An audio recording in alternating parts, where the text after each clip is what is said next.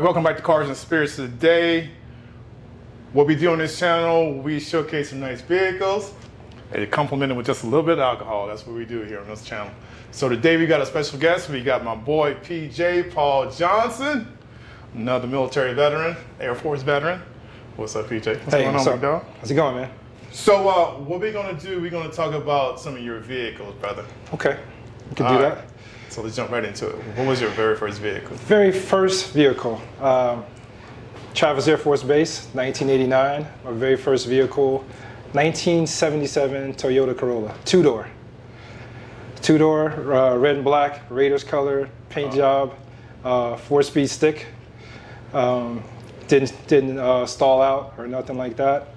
Drove it right off the lot, and man, that car was amazing. Was it brand new? No, it was used. Oh, it was used. Okay. Used car, 1977, used.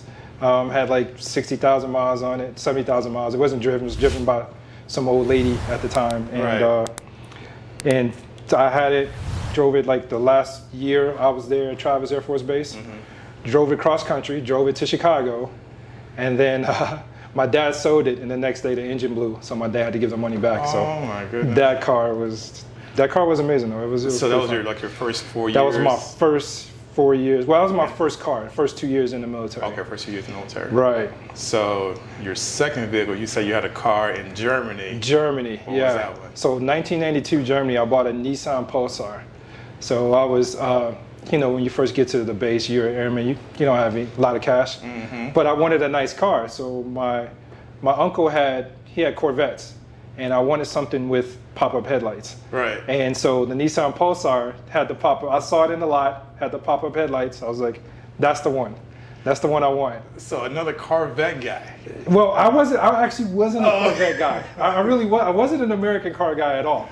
I was a Corvette. The Corvette, my cousin had one. Mm-hmm. So little backstory, he saved my life one time. I was choking on a piece of candy. Okay. He saved my life, and he had that car. So after he saved my life from choking on candy, he had that car. I walked outside. It was this orange Corvette there.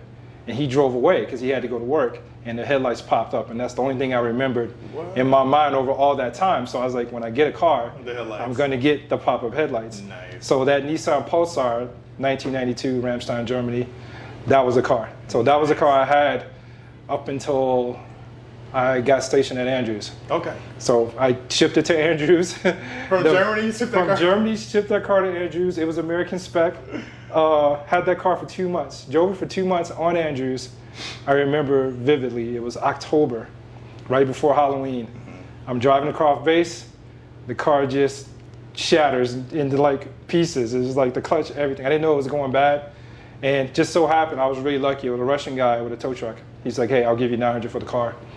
And he took it right then and there, gave me a ride back to the base, and I walked for like 2 years before I bought another car. Are you serious? Yeah. You walked for 2 years? 2 years. I saved up for 2 years, but I lived on base. So, right. Saved up for 2 years, walked for 2 years, and then I purchased the only American car I ever had was a Chrysler Sebring at that time. Oh, Sebring? Yeah. Okay. Yeah. Okay, cool. So what was the very first sports car you bought? The very first sports car?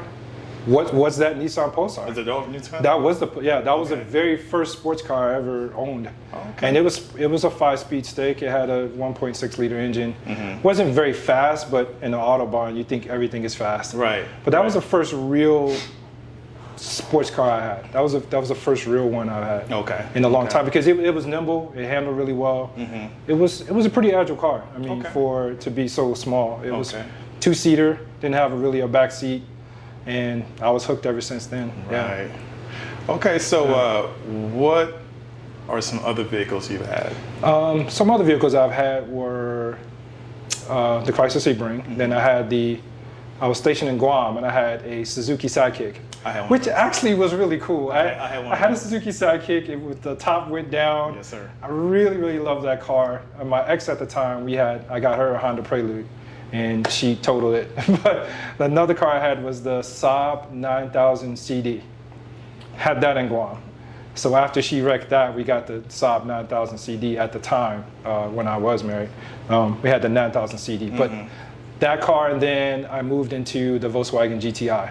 I love So when I was in McGuire, I had a Land Rover Discovery. So I had the Land Rover Discovery, and that thing was good, but it was always a problem with that vehicle. It was always something.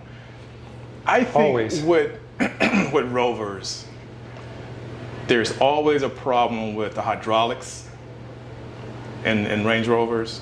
That's my experience that my Yeah. friends have had It cars. was a hydraulic brakes, like was hydraulics. the hydraulic system and electronics, all There you- little there you bulb, go. There you little go. light going out, and so that led me to get that moved me into getting the GTI. Okay. So I traded that back in, and I knew I wanted a Volkswagen. I always wanted another GTI, and I was like, hey, let me get a GTI, and that's what rolled me into the Jazz Blue Volkswagen GTI Right. 20th anniversary edition.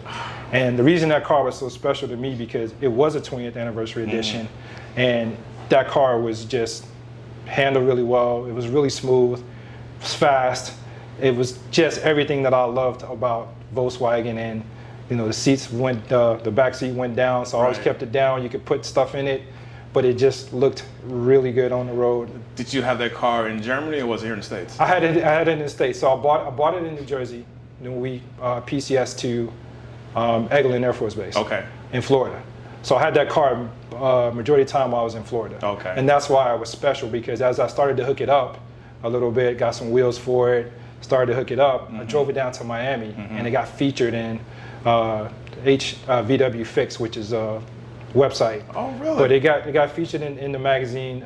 It got featured on the website and in the back of the magazine, but it got featured in it. So that was my first little foray into like, oh, hey, my car is the star. Right. So that's why that car was so special to me. Man, that's Yeah. awesome, brother. Yeah, it was because I did so much work to it, and everything that I did myself. So I, did the blow-off valve. Because it was already turboed out. It was a 4-cylinder turbo. So it was tuned. It was tuned. Okay. APR tuned. APR chipped.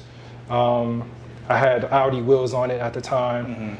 It was, man, that thing was special. Nice. It was special, and I actually got some GTI trim, and I had cut the trim to put on like inside the dash and stuff like that, because it is an anniversary edition. So each car is numbered. Okay. So my number was 2392 at the time, and the Jazz Blue. They only made so many Jazz Blue, yellow, and then they made so many black. Gotcha. But I had the Jazz Blue version. And Okay. I had a special affinity for it. I had the red seat belts. I had it all hooked up. It was really, really nice. Yeah, I've seen the pictures of that car. Really love that They car. look really, really nice. Yeah. Man. I like that. Yeah. So, German cars as opposed to Japanese cars. Well, my Z kind of. So a little story to that. I had another GTI. I got rid of the blue GTI and got a red one. So got the red one, had it for a little bit, took it into Volkswagen to get service, because I wanted something that was a little bit older, like more of a project. But I had it all tuned up and everything. Took it into Volkswagen. They changed the clutch, and then the differential shattered. So they owed me another car. Oh. So they called me up and they said, hey, Mr. Johnson, we owe you a car. We wrecked your GTI, but we owe you another car. I was like, man, I don't know. I want another GTI, but they didn't have any. So on the lot, all they had a black Z, and then they had a silver Z. And at the time, it was a 350 Z. So I said, okay, I'll take the 350.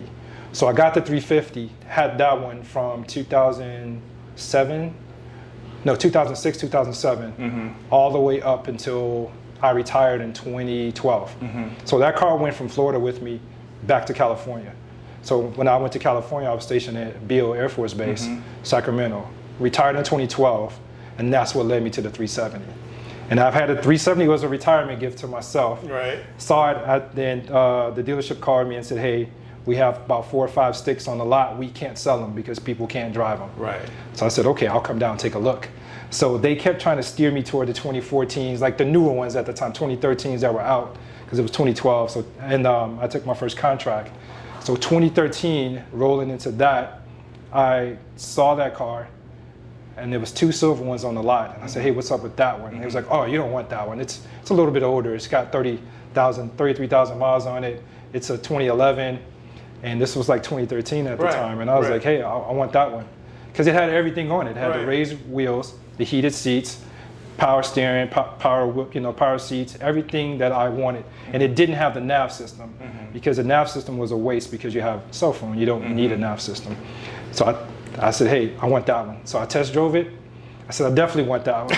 So test drove it, 6-speed stick, and I had that car right up until now. So now with the Audi, just recently purchasing the Audi, the German versus Japanese, I have to get the edge a little bit to the German cars. They handle a little bit better. My Japanese car is fast and it does handle, but the look and feel of the Z is just like none other. It's just really artistic, the lines and everything. I don't think there will be another car made like the Z with those kind of curves.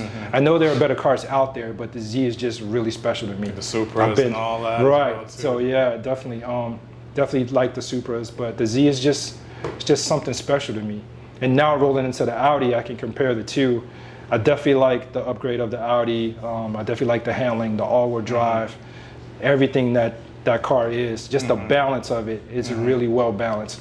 So speaking of the Audi, why the Audi?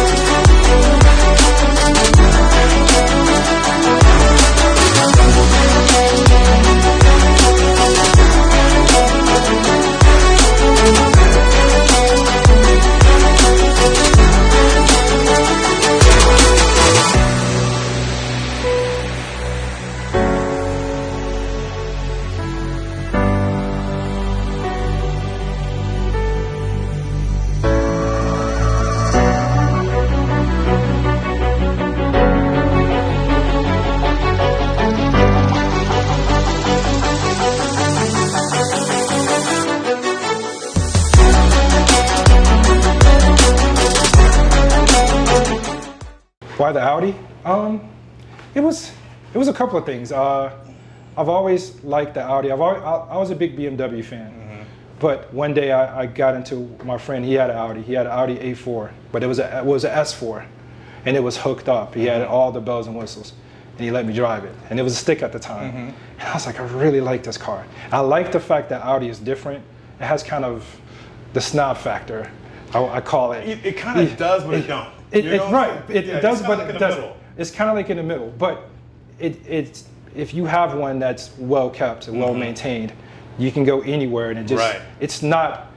It's not too snooty. It's not too snooty. You can fit right in with everybody. Right, it fits right in, but it's not too snooty. Because BMW, everybody and their mom has a BMW. Unless you have an M4 or something special that stands out, it's not going to really stand out. But the A4, depending on what model you have, so you have the S4 or the RS, it's gonna stand out just a little bit. You can tell like, hey, it has all the goodies. So the Audi for me just represented everything that I loved, the well balanced, the little snootiness, but at the same time, subtleness. Because I like my cars to have the goods, but just subtle, just be real subtle. Yeah. Gotcha. So what's in? What are some of the things in that Audi that you like about that Audi? Is it tuned as well too? It's tuned. It has APR tuned, supercharged. It's a V6 engine, over 400 horsepower, quad exhaust, all by all tuning. That thing has 400 horsepower. Over 400 horsepower. It rips. It rips really fast. Dang. I like the fact that it's well balanced. It's meaty. I like the fact that it's dual road. I can drive it to the grocery store, or I could drive it fast anywhere else, and it still fits in wherever. Wow. And I like the fact that it's a workhorse. I can fold the seats down. I can put a flat screen in it. Things I can't do with my Z, I can definitely haul plants or whatever the case may be by folding the seats down. Well, 400 horsepower. With 400 horsepower, I can put bikes on the back, go off to the road. And my Z, I can't. It's hard to find a bike rack to fit on the back and just do normal stuff. I mean, I love the Z. I can fit stuff in it. I can fit golf clubs or whatever if I want to do that. But that car right there is amazing. So Audi for me like represents and embodies my style, the way I am. I think it embodies everything about me. I like that Audi, man. That's I can see that car kind of, it really fits you though. It does. It does. The car fits me, the color alone, and then the ceramic coating on it just makes it look wet every single time, and I absolutely love it. I just love it. Yeah. It's kind of it's sleek, sporty, but not overly done. But not overly done. It kind of like fits right in the middle. Right. It's like it's real subtle. It's just subtle. It's real subtle. Just subtle. You pull up to the light, you don't really hear it. Right. But you pull up to it, you look at it, you're like, man, that thing's nice. Something to it on there. You might have. I don't know. They see the quad exhaust peeking out a little bit. Then they see how meaty the tires are, all-wheel drive. And that's one of the things I really, really wanted was an all-wheel drive car, especially with the weather here in Vegas. I know it's dry, but sometimes it does get rainy. It does get cold here. But I wanted something that was all-wheel drive that I felt safe with. Okay. The Z, it has rear-wheel drive. It does get away a little bit if you don't know how to handle it. Right. But I've had the car for years, so I know if the tail gets loose. Especially in the wet time. It's wet, I can handle it. But yeah, definitely. Yeah. Cool. All right, P. Well, we're gonna roll up into Spirit time. Spirit time. Okay. And see what we can complement these vehicles with. All right. So. Okay. All right, guys. Stay tuned.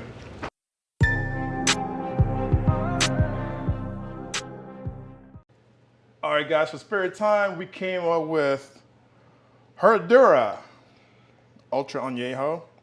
This is a light tequila. They've changed the process. It's an aging process, how they filtered out a lot of the color in añejos to make it clear. So we're gonna try this Herradura out. I really can't pronounce the name. I'm probably chopping it up, so sorry you tequila guys out there. But we're gonna try it out, and we picked this tequila to complement PJ's vehicles. His Audi and his Z. So we're gonna see what's up with this.